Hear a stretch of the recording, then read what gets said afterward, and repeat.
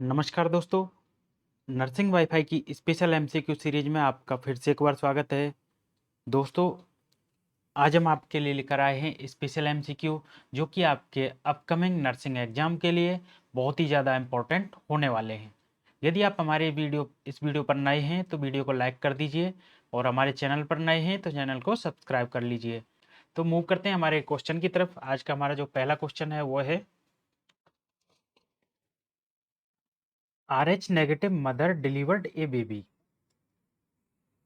which among the following list is more likely to be ordered for the baby?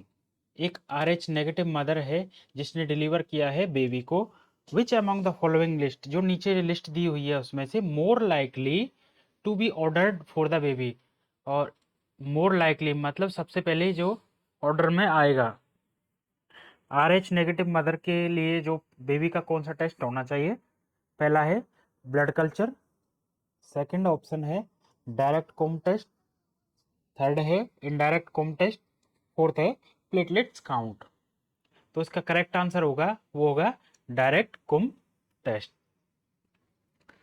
RH negative mother के लिए कौन सा baby का कौन सा टेस्ट कराते हैं? Direct Coombs test. Next question की तरफ मूव करते हैं। नेक्स्ट क्वेश्चन है,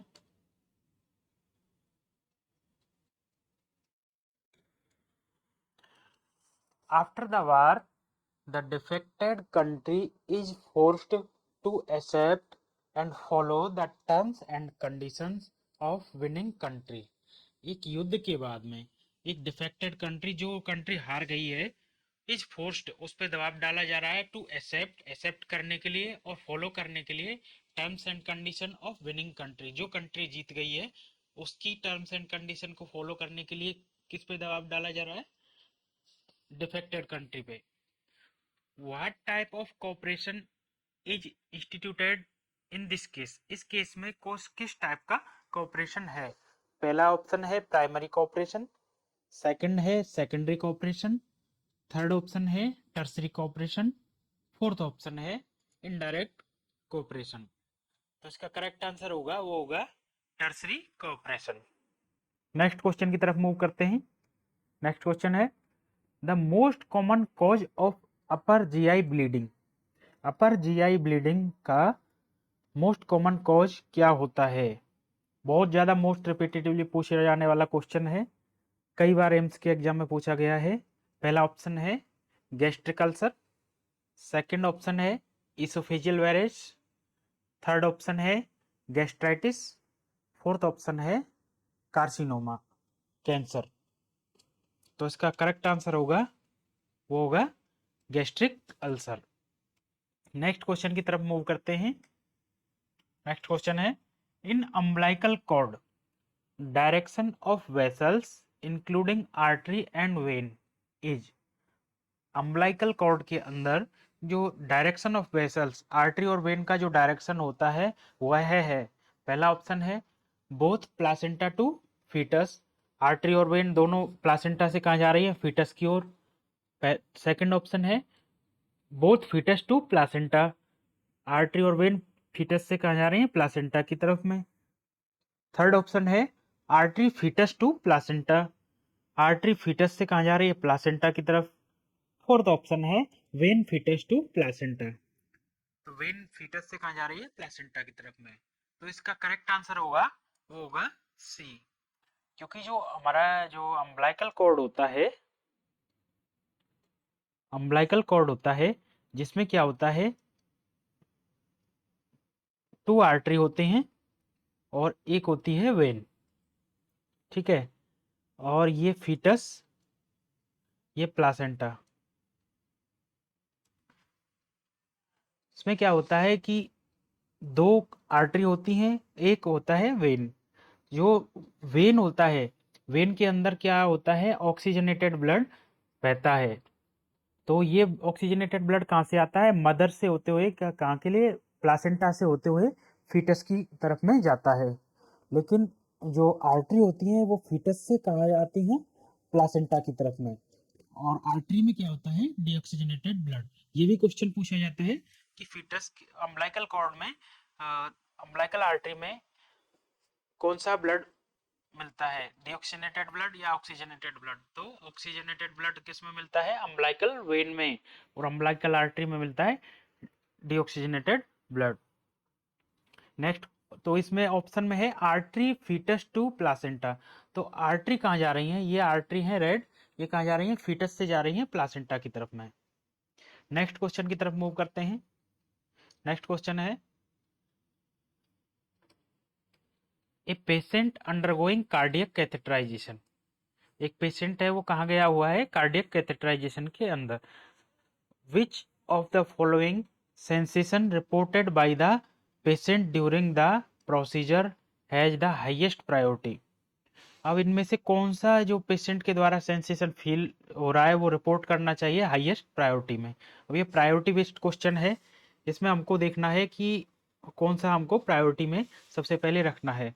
एक पेशेंट है जिसका कार्डियक कैथेटराइजेशन हो रहा है, और कार्डियक कैथेटराइजेशन है ये, इसमें जनरल एनेस्थीसिया नहीं दिया जाता है, लोकल एनेस्थीसिया के थ्रू ही होता है, जिसमें पेशेंट वर्बली बात भी कर सकता है और कॉन्शियस भी रहता है।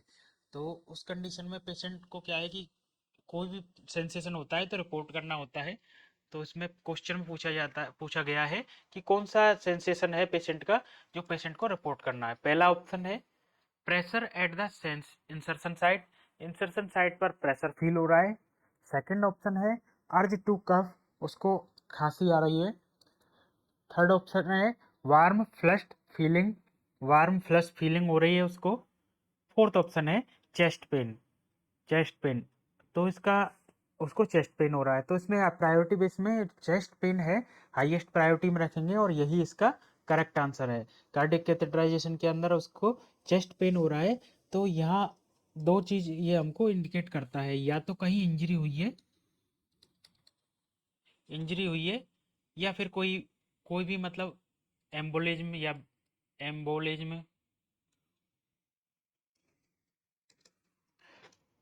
या ब्लीडिंग, कुछ ना कुछ सीरियस प्रॉब्लम होती है, तो क्या है, चेस्ट पेन हो रहा है उसको। तो इसको हम हाईएस्ट प्रायोरिटी में रखेंगे। बाकी का ये प्रेशर इंसर्शन साइट, इंसर्शन जहाँ पे भी हम कैथेटर इंसर्ट करना शुरू करते हैं उस जगह प्रेशर फील होता है, अर्ज टू कफ हो सकती है, वार्म फ्लश फीलिंग हो सकती है, लेकिन चेस्ट पेन हुआ है तो सीरियस प्रॉब्लम है।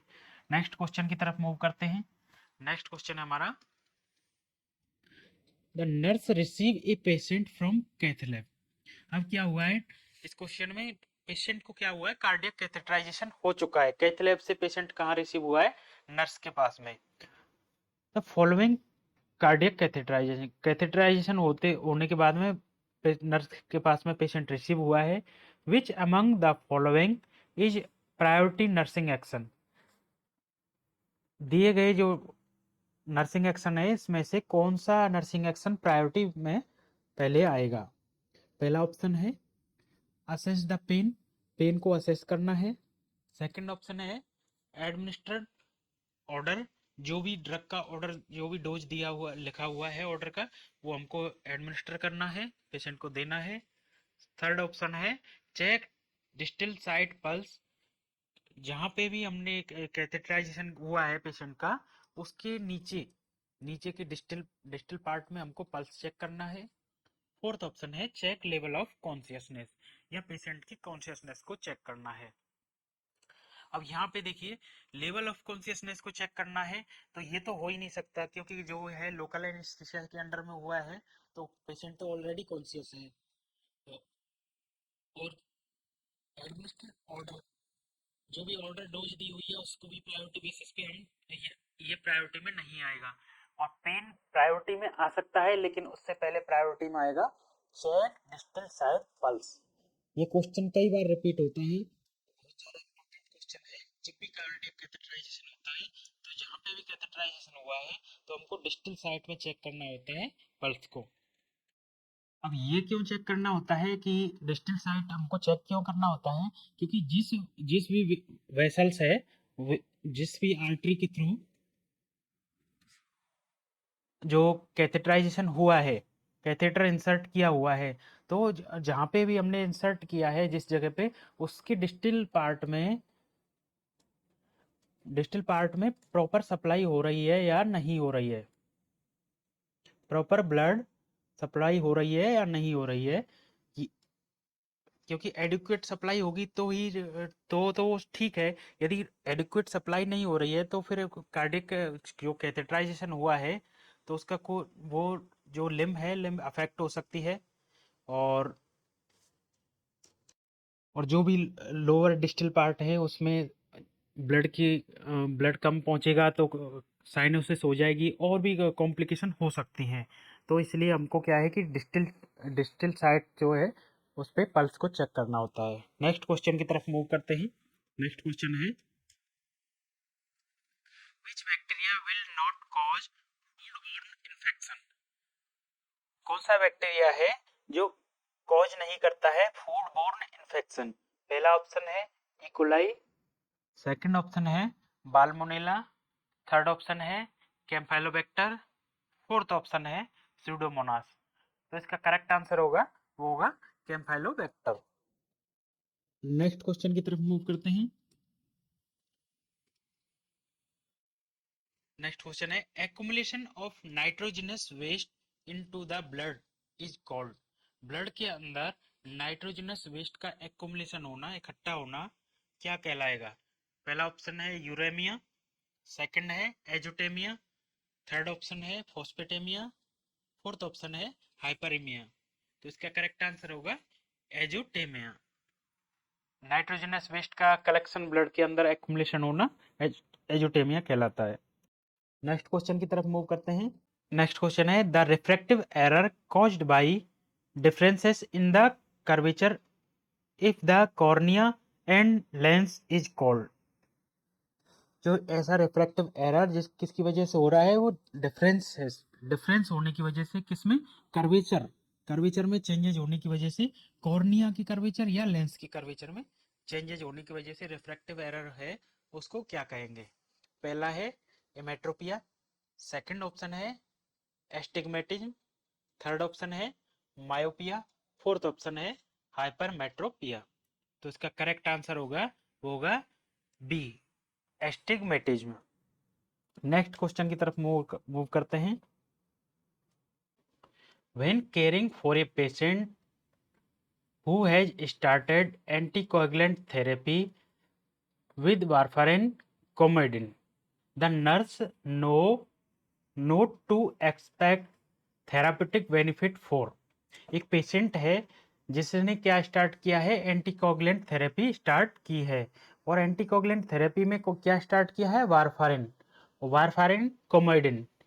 तो नर्स जानती है नोट कि जो एंटीकोगुलेंट थेरेपी में जो वारफारिन का जो थेरापेटिक इफेक्ट है वो कब होगा, कब आएगा? पहला ऑप्शन है एटलीस्ट 12 आवर, सेकंड ऑप्शन है फर्स्ट 24 आवर, थर्ड ऑप्शन है 2 to 3 डेज, फोर्थ ऑप्शन है 1 वीक। तो इसका करेक्ट आंसर होगा वो होगा 2 to 3 डेज। वारफारिन है वारफारिन, इसका थेरापेटिक इफेक्ट की बात करें तो इसका थेरापेटिक इफेक्ट होता है, इसका थेरापेटिक इफेक्ट कितना होता है? 48 hour to 72 hour. Next question की तरफ मूव करते हैं। नेक्स्ट क्वेश्चन है choose the correct option from the given option based on the definition of the one word substitute. जो नीचे दिया हुआ है उस डेफिनेशन, उसके अकॉर्डिंग आपको करेक्ट ऑप्शन सेलेक्ट करना है।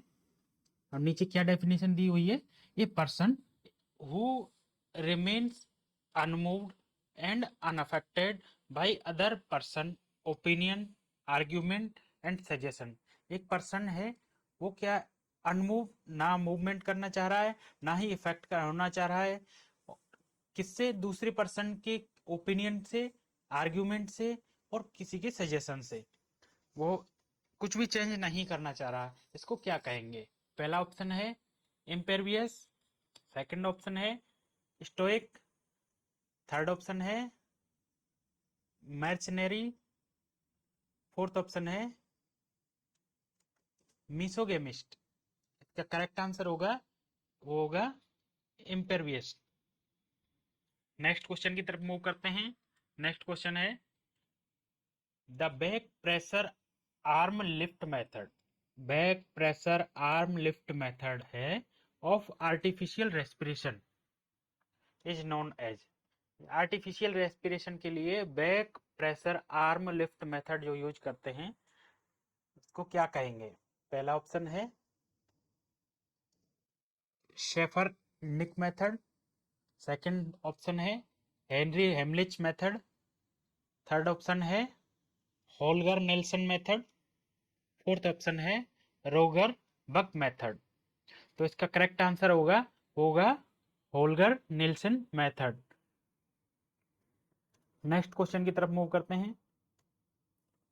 नेक्स्ट क्वेश्चन है record of highest individual score in one day international cricket match is the name of, जो one day international cricket match है उसमें हाईएस्ट स्कोर किसने रिकॉर्ड बनाया है? पहला ऑप्शन है रोहित शर्मा, सेकंड ऑप्शन है सचिन तेंदुलकर, थर्ड ऑप्शन है वीरेंद्र सहवाग, फोर्थ ऑप्शन है चेरिस गेल। तो इसका करेक्ट आंसर है रोहित शर्मा। नेक्स्ट क्वेश्चन की तरफ मूव करते हैं। नेक्स्ट क्वेश्चन है which function is transmission of sound vibration to the internal ear, which function is transmission of sound, sound का ट्रांसमिशन हो, साउंड और वाइब्रेशन का ट्रांसमिशन होना इंटरनल ईयर में किसके थ्रू होता है? पहला ऑप्शन है स्टेकन ट्यूब, सेकंड है टिम्पैनिक मेम्ब्रेन, थर्ड ऑप्शन है ऑरिकल्स, फोर्थ ऑप्शन है वेस्टिब्यूल्स। इसका करेक्ट आंसर है टिम्पैनिक मेम्ब्रेन। नेक्स्ट क्वेश्चन की तरफ मूव करते हैं। नेक्स्ट क्वेश्चन है greenish tinge sputum is seen in infection, जो ग्रीनिश टिंज ग्रीन कलर का ग्रीनिश टिंज ग्रीन कलर जैसा स्पुटम सीन होता है मिलता है किसके इन्फेक्शन में मिलता है? पहला ऑप्शन है स्ट्रेप्टोकोकी, सेकंड ऑप्शन है स्टाफाइलोकोकी, थर्ड ऑप्शन है प्लाज्मोडियम, फोर्थ ऑप्शन है स्यूडोमोनास। तो स्यूडोमोनास में क्या होता है? ग्रीनिश टिंज इन्फेक्शन में स्यूडोमोनास के इन्फेक्शन में ग्रीनिश टिंज स्पुटम मिलता है। नेक्स्ट क्वेश्चन की तरफ मूव करते हैं और ये आज का लास्ट क्वेश्चन है atlas vertebrae of man is characterized by the presence of, atlas vertebrae में क्या प्रेजेंस होता है जिसकी वजह से कैरेक्टराइज किया जाता है? पहला ऑप्शन है प्रोसिलियस सेंट्रम, सेकंड ऑप्शन है एकोलियस सेंट्रम, थर्ड ऑप्शन है एम्फिकोलियस सेंट्रम, फोर्थ ऑप्शन है एब्सेंस ऑफ सेंट्रम। तो एटलस जो बोन होती है उसमें absence of Centrum, Centrum absence होता है। यदि आपको हमारी ये वीडियो अच्छी लगी हो तो वीडियो को लाइक करें, चैनल पर नए हो तो चैनल को सब्सक्राइब करें। मिलते हैं इसी तरह की नई वीडियो में। नर्सिंग वाईफाई से जुड़े रहने के लिए धन्यवाद।